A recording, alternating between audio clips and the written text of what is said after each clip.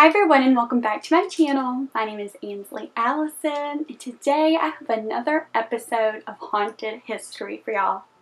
This week I'm going to be focusing on one of South Carolina's top 2 ghosts or scary stories, and I'm trying to dig a little deeper into it to see if these were real people.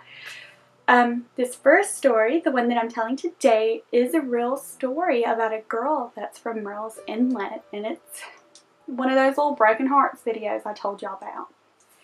So if you'd like to hear more about the story of Alice Flagg, South Carolina's second most popular ghost story, then keep watching. So in 1849, there was a very popular doctor named Dr. Alice Flagg, and he was known all across the coast, all down the coast of South Carolina.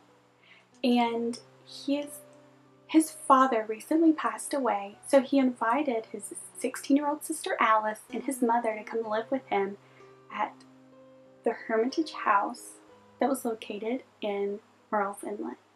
So in this era, or in this time period, the families with certain status, or social standing I should say, were really strict about the daughters and the women of the family marrying other rich men.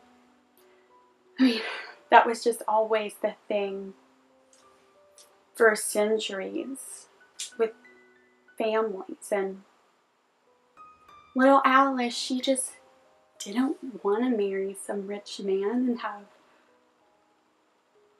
be miserable all of her life, and she eventually fell in love with a commoner.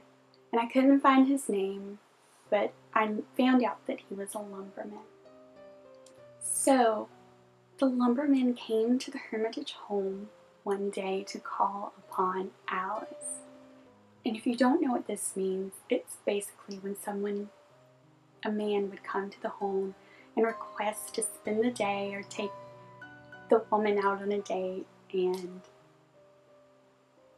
I guess that's pretty much self-explanatory from there. But Dr. Alice Flagg was so upset and infuriated by this, he told the man to leave. Him and Alice, they just fought. He said that the man was below the family and that he didn't want Alice to associate with him. But Alice was just so in love, and so was the lumberman. So as Alice was getting ready to leave one day, the lumberman came and tried to call upon Alice again, begging the brother to please let him spend the day with Alice. But Dr. Flagg was not having it, and he was set that this man was beneath them. So as Dr. Flagg and Alice rode in the buggy, they made the lumberman ride on horseback behind them. The whole ride, Alice just tried and tried to get her brother to understand that she was in love with this man and wanted to spend the rest of her life with him. That money just didn't matter to her. But to Dr. Flagg, his social standing was more important than Alice's happiness. So from that point on, Alice and the lumberman started meeting in secret. After a few weeks of their meeting, the lumberman proposed to Alice, and of course she said yes and put the ring on her finger. She was elated. Nothing was going to stop her from marrying the love of her life. But when she got home and Dr. Flagg found out about it, he was infuriated and demanded she remove the ring. She then started wearing the ring around her neck on, I guess, a ribbon or just a chain of some sort. I'm not really sure what, but Dr. Flagg was so upset that he sent Alice down to Charleston to boarding school. Now at this time, Alice didn't really have much say in anything. It was almost as if she was trapped. And one evening, they attended a ball in Charleston. But Alice wasn't feeling well, and after the ball, she just really wasn't doing okay. And they called upon a doctor to check on her, and he decided that she had malaria and that they needed to let the family know. Once Dr. Flagg found out about this, he decided that he wanted her bags to be packed and that he was going to pick her up and bring her home. As he picked her up, she just was so out of it. She was pale. It's malaria. She was very sick. She was going in and out of consciousness the whole ride home. And on the ride home,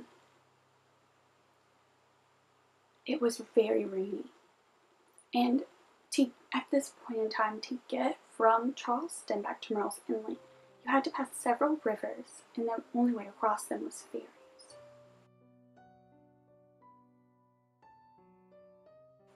In the South, when it rains, it gets so muggy. It's like you're breathing in water. And there's so much fog. There's fog every morning, it seems like. All the time fog. So it's really, they were traveling in this really heavy, dense environment. You could almost feel the air pressing down on you. And if you're sick and traveling, I could only imagine how awful she felt and how awful those conditions were for her. But as they were riding, poor Alice, she was coming in and out of consciousness. And at one point she laid over, and her brother, Dr. Flagg, he saw the rain come down. And he was just furious. He was sick of her trying to see this man. So he ripped off her necklace and threw it in the marsh.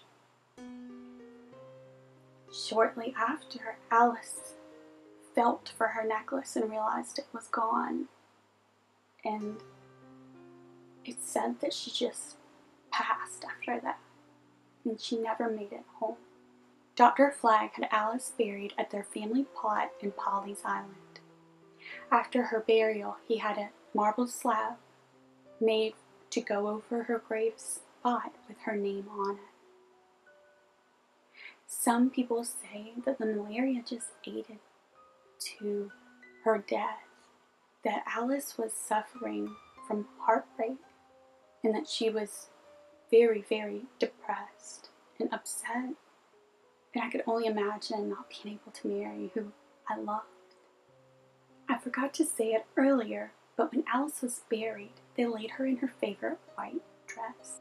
And legend has it that to see Alice's ghost, you would see a woman in a white dress walking around from the cemetery to the marsh, clutching her chest, looking around,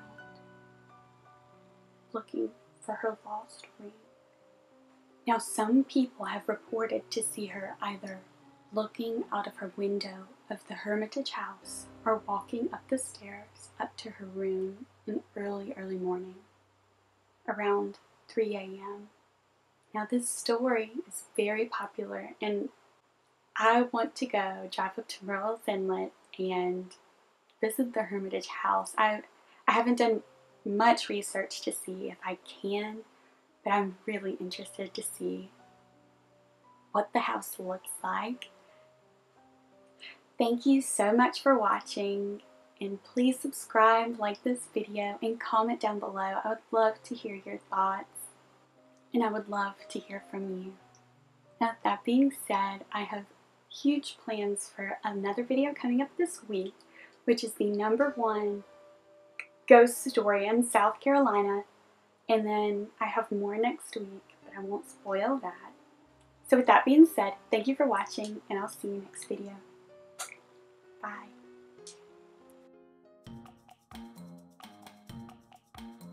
South Carolina. I'm not wearing lipstick.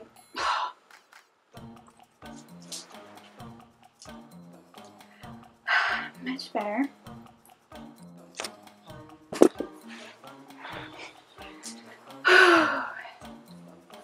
Take 24. So in 1849,